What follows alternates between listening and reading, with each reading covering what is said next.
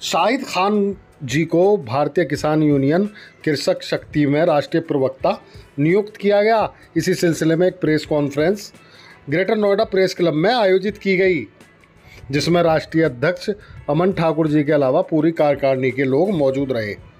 सिपाही के लिए बहुत खुशी का आज दिन है कि हमारे शाहिद भाई जो नौजवान भी हैं, नई ऊर्जा से काम करना भी जानते हैं, उनको हम लोगों ने संगठन का राष्ट्रीय मीडिया प्रवक्ता नियुक्त किया है।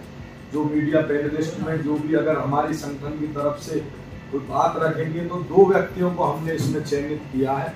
एक शाहिद भाई हैं और उनके साथ साथ एक रविंद्र प्रधान है। मेरा नाम अमन ठाकुर है। मैं राष्ट्रीय अध्यक्ष हूँ भारतीय किसान यूनियन कृषक शक्ति का।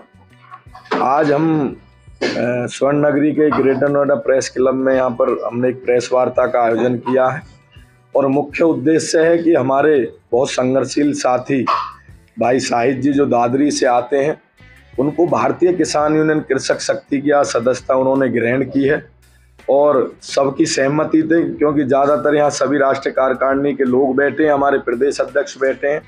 हम सब लोगों ने निर्णय लिया है कि हम भाई शाहिद जी को भारतीय किसान यूनियन कृषक शक्ति का राष्ट्रीय मीडिया प्रवक्ता नियुक्त करते हैं, जो मीडिया पैनलिस्ट में हमारे संगठन की तरफ से किसानों का पक्ष रखेंगे और उनके साथ साथ हमारे पुराने संगठन के साथी और राष्ट्रीय प्रवक्ता रविंद्र प्रधान जी को भी हमने इसमें नियुक्त किया है।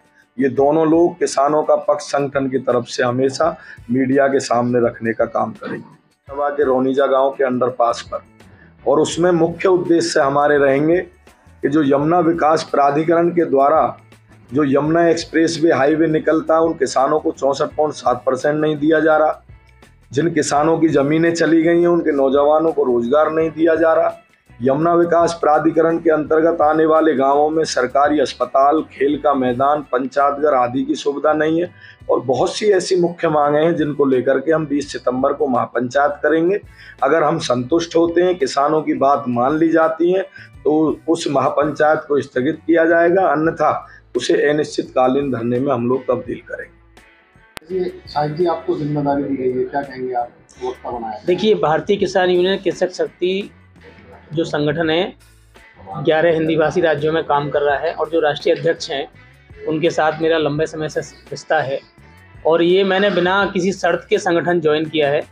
पढ़ाई लिखाई में मैंने बीटेक MBA किया है और अच्छा पढ़ा लिखा आदमी हूँ। मेरे दिल ने कहा कि क्यों ना किसानों की आवाज़ को एक अच्छे प्लेटफॉर्म पर उठाया जाए, तो मैंने ये सोच के अध्यक्ष जी से खुद ही संपर्क किया, खुद ही उनको बोला है। मैंने कोई पद नहीं मांगा है। ये राष्ट्रीय अध्यक्ष जी का गौरव है जो उन्होंने मुझे इस पद से नवाजा है और इस पद की गरिमा को पूरा रखा जाएगा और जहाँ भी जैसा भी प्लेटफॉर्म मिलेगा उसके लिए दिन और रात काम किया जाएगा। हर तरीके से जवानों के, किसानों के मुद्दे उठाए जाएंगे। जो भी राष्ट्रीय अध्यक्ष जी ने मुद्दे उठाए हैं, चाहे 200 किलोमीटर दूर की नौकरी का मसला हो, चाहे 64% का हो, जो भी हमारे किसान भाई हैं, उनके हर मुद्दे के साथ राष्ट्रीय अध्यक्ष जी और तमाम संगठन के लोग एक आवाज़ पर खड़े मिलेंगे।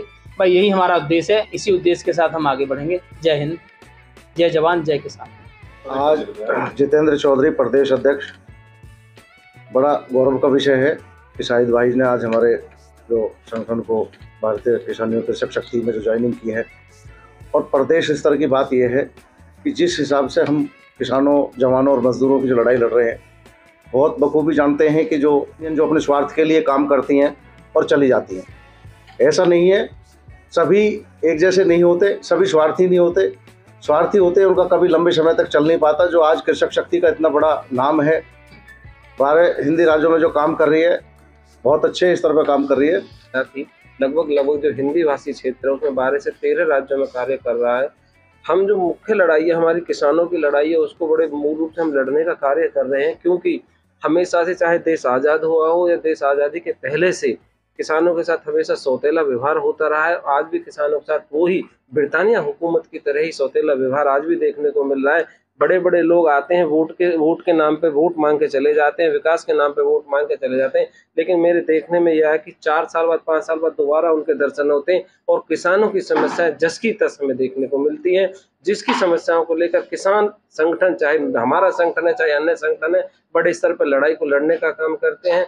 20 सितंबर को हम एक बड़ी महापंचायत का आयोजन करेंगे। मुख्य मांगे हमारी रोजगार से लेके, आबादी से लेके बहुत सारी हमारी मांगे रहेंगी। यमुना प्राधिकरण के साथियों को वहाँ बुलाने का कार्य करेंगे और अपनी मांगों को मंगवाने के लिए जिस स्तर की लड़ाई हमें लड़नी होगी उस स्तर की लड़ाई करेंगे। जैसे एक हमारे पत्रकार साथी ने ये भी पूछा था कि G20 चल रहा है, उनका तो G20 चल रहा है लेकिन किसान के घर में तो चूल्हा भी नहीं चल रहा है। तो कम से कम अगर सरकारें ये सोचें कि जितना वो विदेश के लिए विदेशी लोगों को आकर्षित करने के लिए कार्य कर रहे हैं, कम से कम यह किसान की दुख दर्द मजदूर की पीड़ा को सहने का काम करें, जिससे कि भारतीय किसान यूनियन कृषक शक्ति या अन्य संगठन इस लड़ाई को लंबे समय तक न लड़ें और किसान संगठन और या मेरे किसान साथी हमेशा चैन और अमन से और सुखद रूप में रहें। हमारे जो राष्ट्रीय अध्यक्ष है और हमारी जो टीम है, जो राष्ट्रीय स्तर की टीम है, वो हमेशा ये चाहती है कि जो दूसरे किसान यूनियन ने जिस तरह से किसानों के संगठनों को जिस तरह से वो कर रखा है, एक छवि खराब हुई है, उसको देखते हुए हम लोग ऐसे लोगों को संगठन में लाने की कोशिश कर रहे हैं जो बिल्कुल निष्पक्ष और जनता और किसानों की बात कर सकते हैं। भारतीय किसान यूनियन कृषक शक्ति हमारे देश में देखने में आ रहा है कि सबसे ज्यादा अगर कहीं परेशानी किसी को है तो वो किसानों को है, और भारतीय किसान यूनियन कृषक शक्ति हमेशा इन किसानों की समस्याओं के समाधान में जुटी हुई है और उसका ये वादा है कि निश्चित रूप से किसानों को आगे समस्याओं का सामना ना करना पड़े, इसलिए हमारी भारतीय किसान यूनियन शक्ति काम करती है।